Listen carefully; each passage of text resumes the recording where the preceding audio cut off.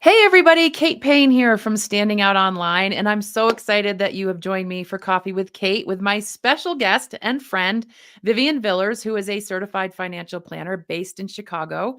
And we're going to be talking about a bunch of different unexpected things today in the world around financial planning and financial advising and all those things around numbers. So I first want to just sort of give you an idea of how I know Vivian. But first, Vivian, please say hello to everybody. Hello, everybody. I'm so happy to be here with you and with Kate. Yes, it's really cool to have you here. So Vivian and I have known each other for about what 2-3 years now, I think. At least. Yeah, we originally met through eWomen Network. So for those of you who know me and follow my social media, I am a raving fan of eWomen Network. I've been a member since 2019, and Vivian's been in even longer. And we met through a networking event at the international conference, and we're both in the platinum level membership. So anyway, but Vivi and I have done some work together. And one of the things that I just find fascinating around what Vivian does and offers to her clients is she has been working in the world of helping families who have children with special needs. And she actually even has a tool that she provides those families, which is a special needs um, crisis checklist. And so we're going to be talking about that today. But we're also going to be talking about, if you're an entrepreneur, we're also going to be talking about how to future proof your business. And that's a very timely thing right now, seeing as how it's the beginning of the year. We're all probably got our nose in our taxes and getting all of our tax preparation done. And so we're going to be talking a little bit about that too. But let me just give you a little bit more detailed background on Vivian. How long have you been a financial advisor, Vivian? Oh, si- honestly, since 1984, it's 40 years this October. Oh, wow. And 1984 is the year I graduated high school. Well, we admit that I am a little older than you. Yes, yes, yes. So, Vivian is a seasoned financial advisor and compassionate speaker who specializes in confronting the often overlooked yet crucial planning areas for families with special needs, children, and for entrepreneurs. Drawing from her understanding of these challenges, Vivian crafts compelling narratives that drive home the importance of preparation and foresight, which is what we all need to be doing. So, with a focus on proactive planning, she teaches parents how to devise a special needs crisis kit, ensuring their children's well-being during unforeseen events. And we're going to hear Vivian's story about that. Entrepreneurs can benefit from her insights on safeguarding their business's future, even in their absence.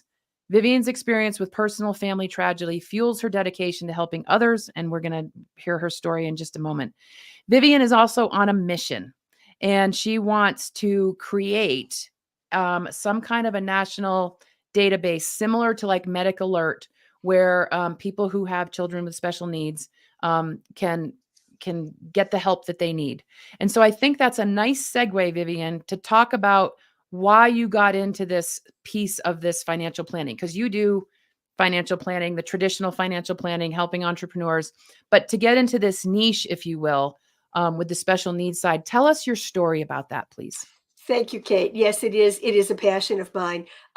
Actually, what started it was about 25 years ago. I was teaching a basic financial planning seminar, and I had two parents come to me, and this is back in the 90s, and they had a child who had been injured at the age of 14, and they needed help. And that's what started me realizing that this was, you know, a really area that parents were overwhelmed and didn't know where to turn to.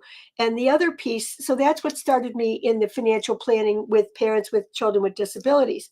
And then I have two family members with disabilities. My cousin has a child with Down syndrome, and my brother, who has since passed away, had a son who has severe autism. Stephen, my nephew, has severe autism and is nonverbal.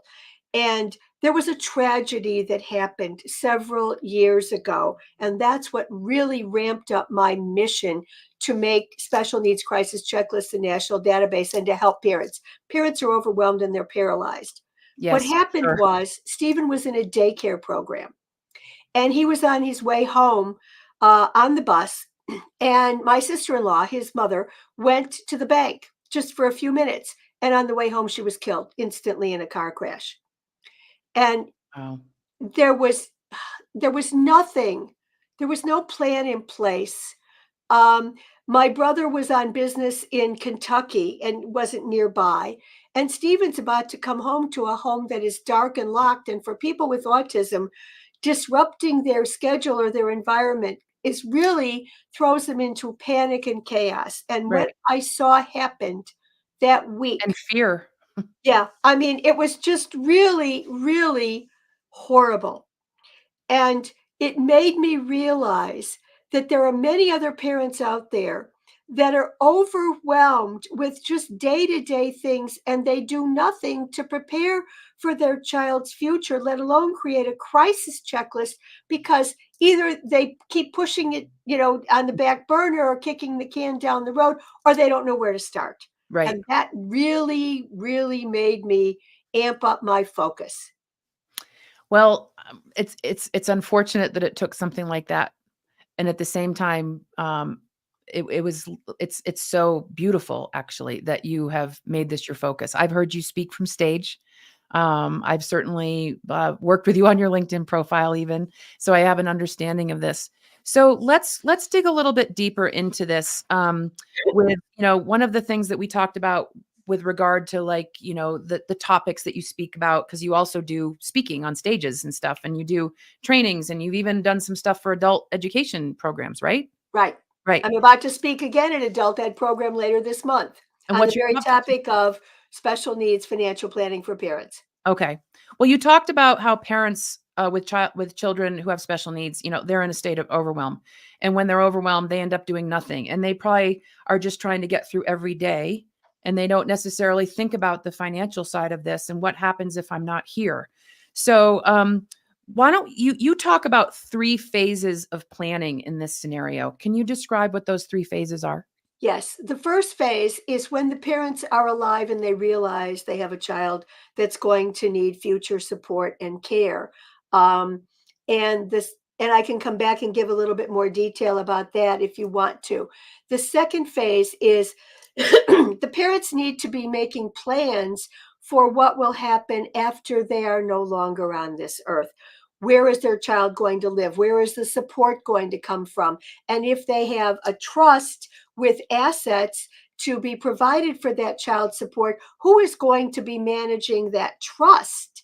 And there's very tricky laws when it comes to an individual receiving government benefits for special needs and what they can and cannot have their name or social security attached to. Can I And the, interrupt? Does that yes, is that so what you just said, is that by state or is that an overall kind of thing? Like, is it different in each state? it's I don't like to get too much into the weeds of Right. benefits, but pretty much because this is federal, Okay, okay, and gotcha. it's Okay. administered by every state. When a child turns 18, no matter how competent or lacking competency they are, the maybe it's 21 in a different state. At some point, the federal government and the government assumes that they are an adult, Okay. and the parents' assets and income don't count Okay. at all. So that's when most of the time that individual, that child can now qualify for government benefits, which when they're 18 here in the state of Illinois is something called SSI. And it's a special kind of disability from the Social Security Administration for people that haven't worked. Stephen has been on SSI because he was born with a severe disability. The Okay. other thing is Medicaid, and there's very strict restrictions about how much you can own and income, and but you can qualify for those programs Mhm. when the child turns 18. And so any asset that the parent wants to provide as a resource, because as you can admit it, as you can imagine, Yep. government benefits aren't really quite luxurious. They're Yeah. very minimal and basic. So Yeah. parents usually need to have some other resource Right. available to supplement what Okay. can be provided. And that's when they may need something like a special needs trust or other types of accounts to set aside assets and continue benefits. Okay. You've talked about different types of resources, and unfortunately, we don't have enough time to go into all of them today. But can you name another one other than the one you just did? Is there anything else that kind of comes to mind? Yes, for most parents, a special needs trust, I tell my students and people that I work with, special needs trust, someone else's money. Great Aunt Sally, mom and dad. And that can be quite a large amount that doesn't get considered with government benefits. The other one for maybe people that don't have a lot of assets to start with and it's less expensive to set up is called an ABLE account. ABLE. ABLE. Okay. Is And that it, an acronym for something? yes, it is, as a matter of fact. Thanks Okay. for asking. And it's the government set it up just a few years ago, probably less than 15 years ago, called Achieve a Better Living Experience. Oh, okay. And Okay. this is done at a bank. It's actually in the person with a disability in their social security number, and it's a special exception to the income or asset limit. And you can go up to $100,000 Oh, and wow. anybody can make contributions. That's where a lot of people start when they're starting out because Okay. it's less expensive to administer. And then lastly, real quickly, um, my friend and I, my friend does applications for benefits. We call it the Oops Trust. Oops, I left money in my child's name. What do I do? And it's actually a first party trust, or it's technically referred to as the OBRA 93 trust because it came out of a tax act from 1993. This is more restrictive. Um, had a client who went to Vegas, pulled the lever on the machine and hit the jackpot. Now he has all this money in his name and he's about to lose government benefits. Oh, wow. Call the attorney, set up an OBRA 93 trust, and So is it's that legal. OBRA? Yeah, it stands Okay. for It's not omnibus. Oprah. It's not No, Oprah. not Oprah. uh, Omnibus and Reconciliation Act of 1993, and this was part of that tax act.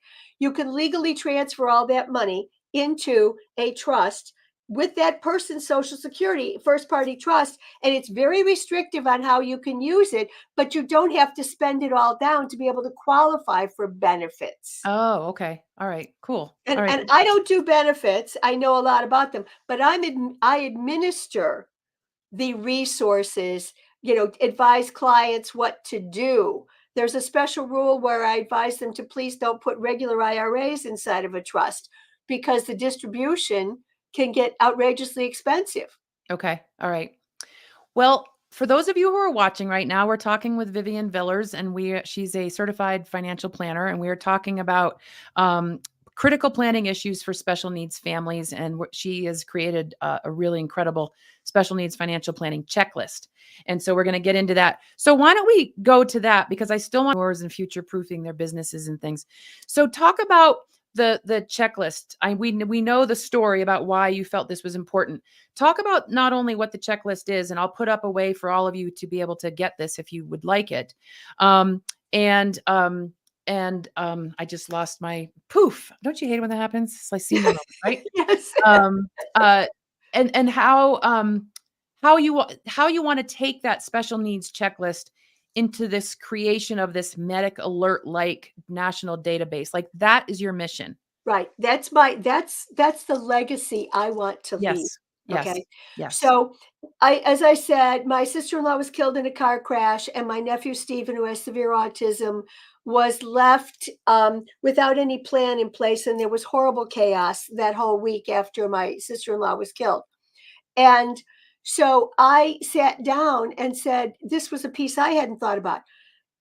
You plan for while you're alive, you plan for when you're gone and your child is there. And now I suddenly realized you have to have a plan for a crisis. Right. And I created this checklist um, because I realized that first responders, I'm assuming, there's somebody at a scene of an accident, and that's how this ends up being in a crisis for the most part. Like an EMT or a Yeah, the firemen, EMTs, right. whatever. They need to know that you have a child with a disability in your family. I have one client whose son lives at home and he's completely dependent on oxygen, needs to be fed. You can't leave that child without somebody Right. there to take care of him. So the special needs crisis checklist is basically, it tells first responders, EMTs, firemen, whatever, I have a child with a disability. Here's their diagnosis. Here's a collateral diagnosis. Do they have a seizure disorder? Because then the first responders will know, well, wait a minute, maybe he's past date on, due for the medication. How do you communicate with that child? Stephen is nonverbal. A first responder may think he's deaf or only speaks Right. Korean. Right. Who do you call to come in and help communicate with that child? I always call them a child because a parent has a child until, even when they're, 70 years old. Right. Um, and then who do you call to come in and help a family member who can help interpret or also be there for what I refer to as respite care? And what's the doctor's name? And Okay. my advice is to keep that in your car. Okay. Keep a paper, a copy of it at home. And what I failed to mention is I created a one-page, one-sided PDF fillable. It's all this So that you can information. have it on your phone. Well, on your phone's not a great idea. No, but I just mean you've got it if you need to refer to it, if you don't Yeah, have the PDF. because if your phone goes lost in an accident, Yeah. you can have it, but you need to have a Right. paper No, I copy understand. somewhere. Yeah, I Yeah, understand the paper copy yeah. too. Yeah. And my idea is think about people who drive around with handicap license plates. Mhm. Okay. My thought is if there was some way to notify first responders, you know, some notification on a car or someplace else that there is this special needs crisis checklist or this database available about a person with a disability that they could access nationally, how much easier and better it would be. So that's my legacy. But I'm offering this special needs crisis checklist at no charge to anyone to fill out and have it available. You Right. might even want to take one to your local police or fire department. Right. Can you give us an example of a couple of the things that are on the checklist that you haven't already mentioned? Well, I'm advising that you have a photo of that person. Okay. Think about if that person is in the car with the person who's injured and maybe dead. How will first responders know that this person in the Right. car needs special attention, special treatment? So, Mhm. yes, it's their name, their diagnosis, a picture, collateral diagnosis like a seizure disorder or diabetes, um, who to call, how to communicate. Mhm. How to communicate. I have several family members that are deaf from birth. Right. Right. And they're not disabled, but you Yeah. could have someone with a disability like Down syndrome or cerebral palsy or autism, and they may also be deaf. Right. Right.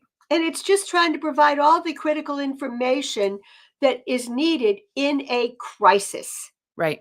Right. Well, it's such an important thing that you have done and that you are doing. Um, Thank you. are you gonna be offended if I mention your age? Because I think you're amazing. All right, you can go ahead and do it. But listen, for people that are about to find out my age, I'm not leaving. I have No. longevity on both sides of my family, including my aunt that died at 105 Amen, in Lake sister. Bridge. So, when I met Vivian, she was 74 turning 75, and that was a couple years ago, and I don't know, I was so, blown away by her story. I sent her flowers for her birthday. I barely knew her. So, you're 77 now, and you're going strong, and you're still not looking to retire anytime soon, but this legacy piece with the special needs, crisis checklist, I think is just what an incredible legacy. And maybe just share how you feel deeply about that. Like, why, like, if there's one thing you could accomplish, what would it could be? And then for anybody who is watching this on the replay or right now, if you know of anybody who might help facilitate this, please message me or Vivian, and I'll put up some of her contact information. But talk about why this would just like be the best thing for you. Only someone who has lived through the chaos that I lived through when my nephew Stephen was, when his mother was killed and the house was dark and locked. There was nobody home. Can understand and comprehend how critical it is to have this. And first responders won't even know it exists unless we have some kind of national Right. program, if you will, to that everybody will recognize no matter where they are. It's like the handicap sign on somebody's license plate. Mhm. And Right. it can prevent and minimize so much disruption, chaos, and just trauma, if you will, that can happen if you don't plan. Mhm.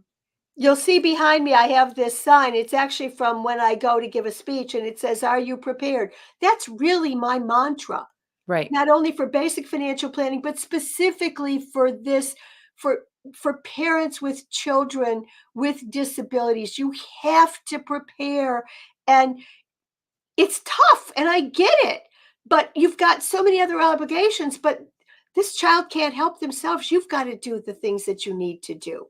Right. Right. Well, thank you for that.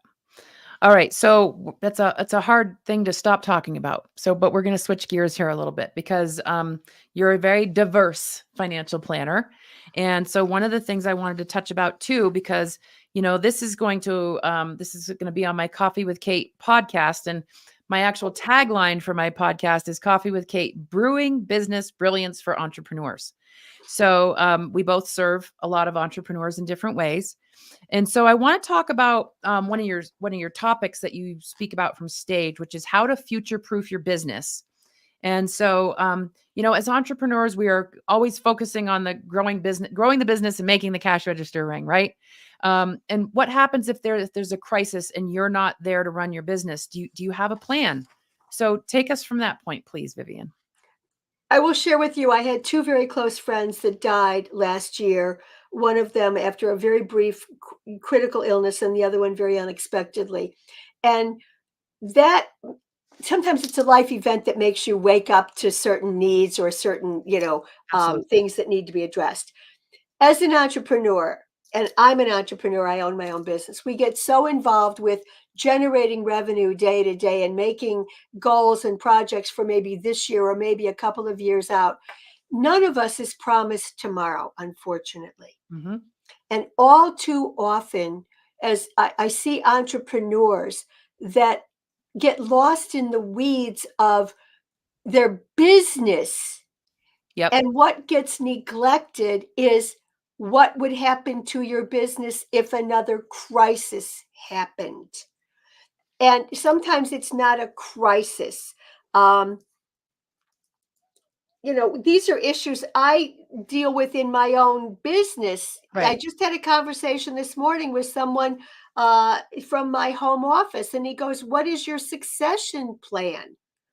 So these are critical issues, and there's certain things you can do to arrange for what will happen either when you sell your business and retire, or there's a horrible event and you are taken off this planet, or you have a crisis yourself or within your family Hmm. that you can't be there in your business to run it every single day. Hopefully you can come back and continue running it, but how are you going to, if you're the goose that lays the golden egg of Yep. revenue in your business, Right. okay? And maybe you Yep. have a lot of support staff and everything else, but you're the one that, keeps it going.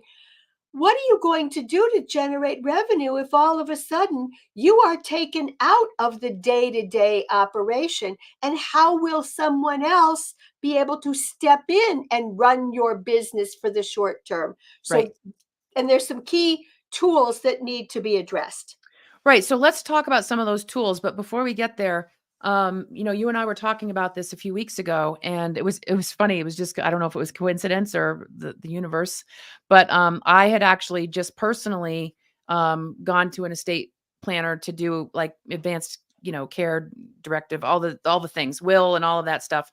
Because where I live, I moved from where I used to live in Vermont. Now I live in Colorado. I have none of my family is here, and if something happens to me, people need to know what to do. And so I did all of that. And it was funny. I didn't look at it as something scary.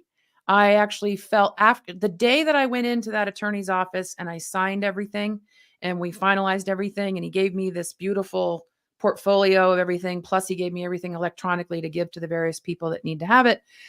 I walked away that day feeling really strong. Like I didn't expect to feel that way. I don't, I joke like I felt like a big girl. But I mean I just felt like, you know what? I've got everything together. And if something happens to me, people have the password to my phone. They have the password to my computer to get on here and see everything in my accounts and my business and all of that.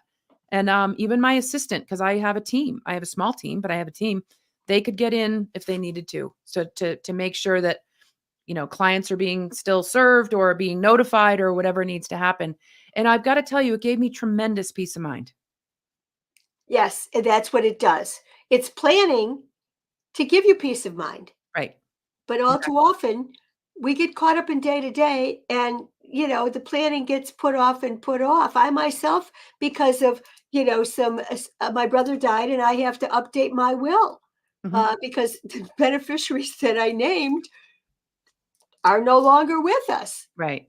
But it's more important to take care of those planning pieces for your business. If you have a spouse or significant other, they may not be able to step in and run your business. What happens if you get some kind of you're in an accident, there's a long rehab, or you get, God forbid, some kind of a horrible, chronic, debilitating illness? Mhm. You've got to have things set up. And I talk about, yes, we have a succession plan. If who you're going to turn your business over to, what are you going to do when you walk away from it? But the issue is, this came to me recently because of something that happened to a friend. What happens if you can't be in your business because you're dealing with either a family crisis, a health issue, your parents, somebody, Right. your child, your spouse, or yourself? Do you have someone that you've identified and you've had a conversation with them that says, listen, if something happens to me and I can't be here on a day to day basis, I need you to step in and be able to run my business till I'm recovered, so to Right. speak. And it may be part of your team, or it may be, I have a team, but the team doesn't have the licenses that I do. I need to have somebody that's licensed in securities and insurance, and I Right. need to identify that person. Okay. So, So would you call that a business action plan? yes, it's part, I think it's part of your whole procedure manual.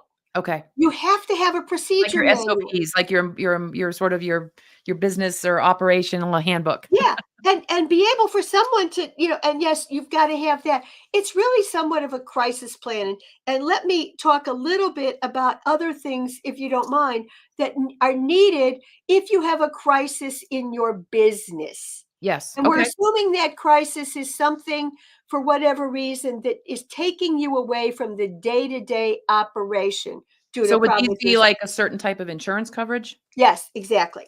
Okay. Now, first of all, there are two types of disability insurance. Disability gives you a check to give you income and support when you can no longer generate that revenue, either short term or long term. For entrepreneurs, you have to have a freestanding office to have So this like a bricks and insurance. mortar, you have to have Yes, it. So yes, in you other can't words, work out of your house. you can't work out of your house. Okay. Unfortunately, that's the qualification. Yep. So one of them is just to get disability insurance that will provide a tax-free income for as long as you are disabled. I have a woman that's now my very best friend. She became my client over 30 years ago.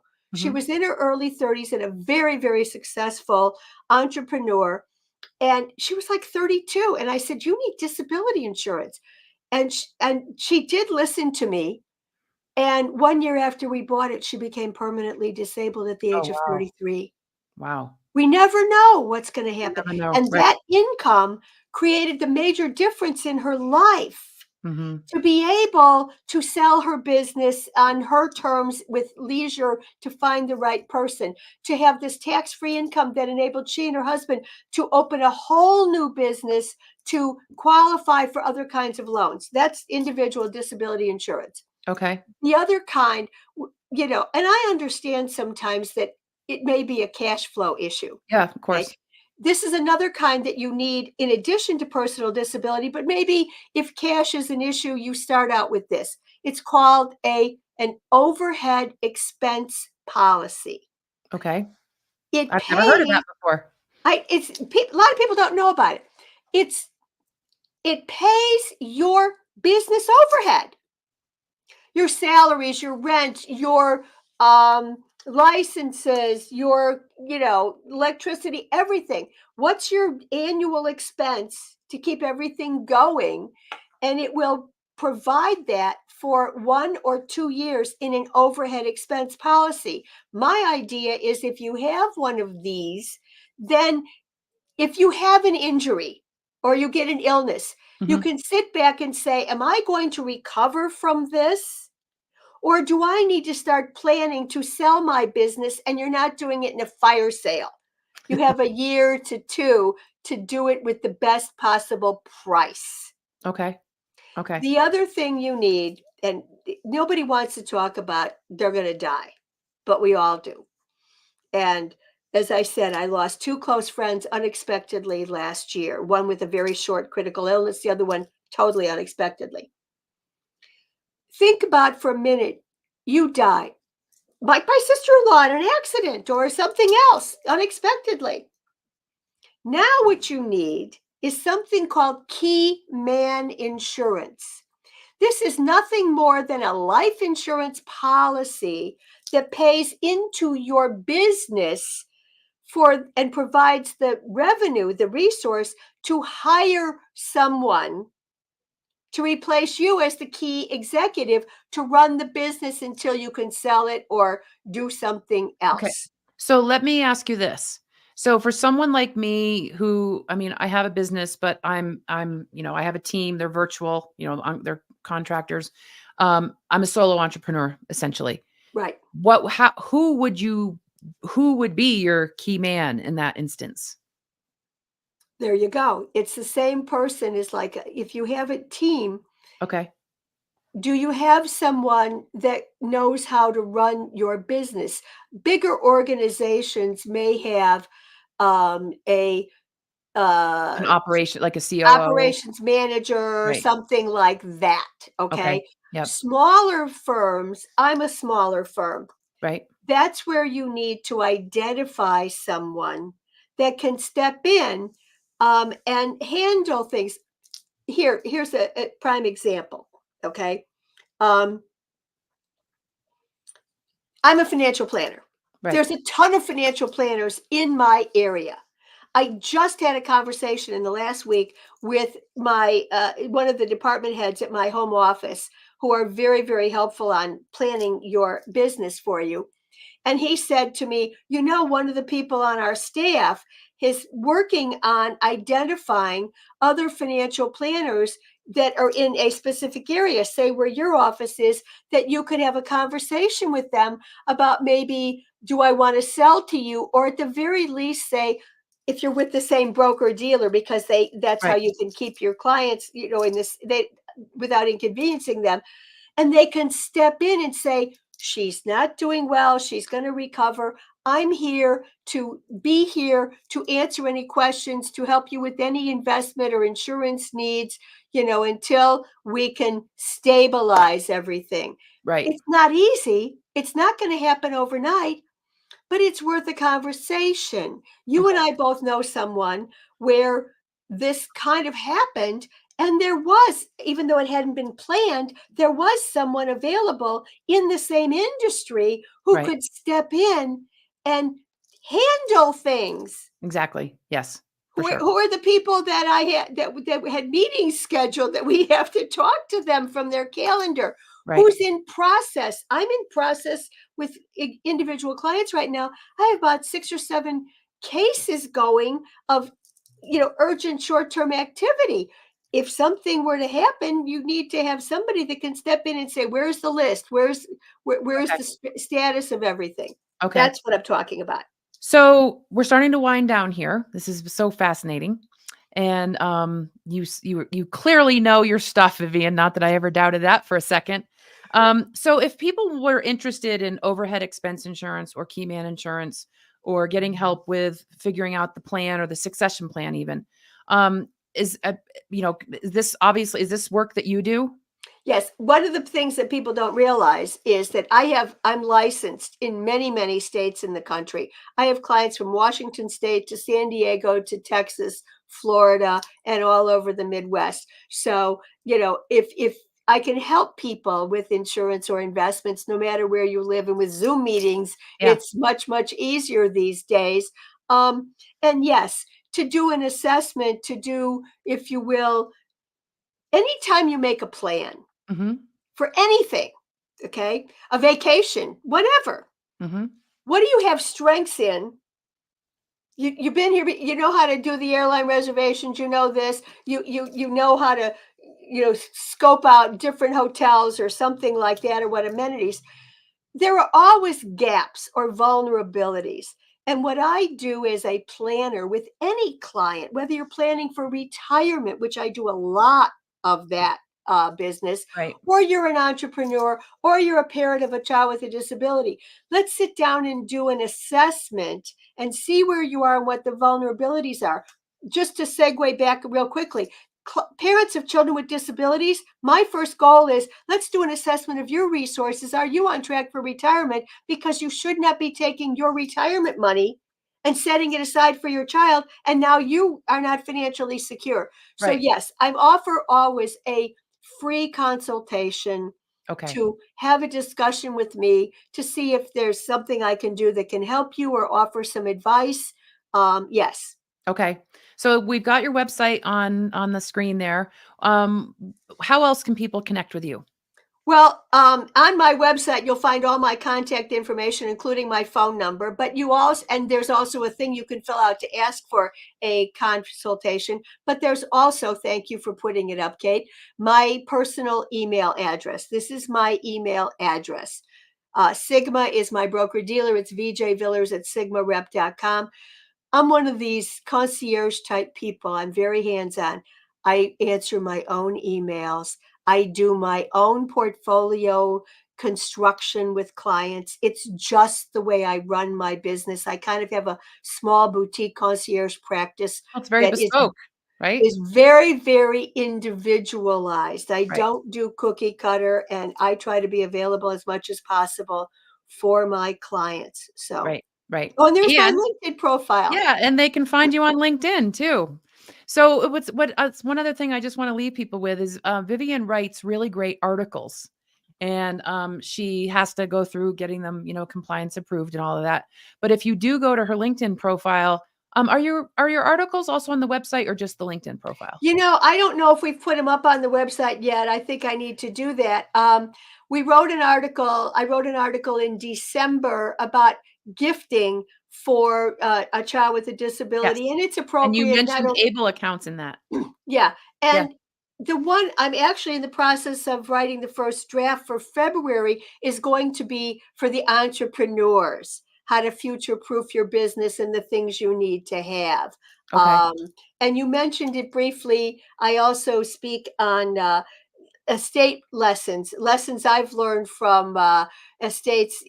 Even my own personal story. I was with my brother the whole last week before he died, and I'm a financial planner, and I forgot to ask him where he kept the will in his house. Well, emotions. These are lessons that people, learn Mhm. from experience. So Right. yes, Exactly. Exactly. retirement, general financial planning, entrepreneurs are a specialty of mine because I am one, and obviously my big specialty and my heart is with working with parents with children with disabilities at all levels of disability. Yes. Well, Vivian, it's been really lovely having you here and talking about some tough subjects, right? These are tough things to talk about, but when you do have these plans in place, it makes all kinds of things much more smoothly than, especially in a time when you need that to happen. Because when we're in the midst of something that's emotional, traumatic, tragic, all of whatever, it's nice to be able to go, oh wait, I've got this plan. I know what to do here, or I know who to call, or I know where to start. So, thank you so much for making the time to be here. It's been a And pleasure. I would invite any of you to please reach out to Vivian, even if you just have questions. She's happy to help. She's a very generous soul, as you can tell. Thank you. Yeah. And if anybody has any connections or insights about people who are in that national database area, medic alert like is what I'm trying to say, or anything like connections or anything like that, please either reach out to me, Kate at standingoutonline.com, or reach out, obviously even better, to Vivian, and I'll put her email up here one more time. And Vivian, is there any little gold nugget you want to leave with our listeners today? Because a lot of people watch this on the replay, so you never know who's going to see this even after the fact. Crisis is going to happen in your life. It's not on your calendar. Everything in planning is trying to be as prepared as possible so you're not thrust in the middle of an emotional, horrible crisis to try and figure it out at that point. And here's what I say to my clients: pick a holiday. It's easier to remember a holiday. Let's forget Easter or St. Patty's Day. Let's pick one out further. Let's say by Memorial Day, you promise that you will pull out all your documents, review them for beneficiaries, contact a lawyer, and take some action. I love it. I love that. Valentine's Day would even be a good day for that. We're past That that. happened yesterday. I know, I'm kidding. But people know. find it's easier to remember a holiday as a deadline than a specific date. Oh, by June 1st. No, you're going to forget that. Well, it's kind of aligned with fire safety when they say change your batteries, like on a holiday, Thanksgiving or whatever, and kind of make this note that that's when you change the batteries and all your smoke detectors and all that. One quick thing we haven't talked about real quickly: estate planning. You have to review your documents periodically. Here in the state of Illinois, for example, your powers of attorney for healthcare and property expire after a certain number of years, and you need to know what your state law is. If you have a power of attorney here in the state of Illinois that was signed 10 years ago, it's no good. Oh, okay. Wow. Okay. We could talk about that also. I know. It's We all could talk about involved in this stuff financial all planning. day. And All right. Well, so if Vivian, anybody please knows someplace they would like me to speak, okay. either in person or virtually on Zoom, I am more than happy to provide this kind of conversation for your group. Good. Thank you. Thank All you. right, Vivian, stay on. I'm going to end the broadcast. So everybody, thank you for joining us. If you're watching us on the replay, please put questions in the comments and tag Vivian or me, and we will make sure that we answer your questions in the chat. You can, of course, reach out to me on LinkedIn. I'm linkedin.com/in/Kate Payne, Paine, or you can email me at kate@standingoutonline.com. Vivian's email's on the screen, but I'll say it for those on the podcast: VJ Villers, VILLERS @Sigma, SIGMA, rep.com. Thank you, Vivian. Thank you, Kate.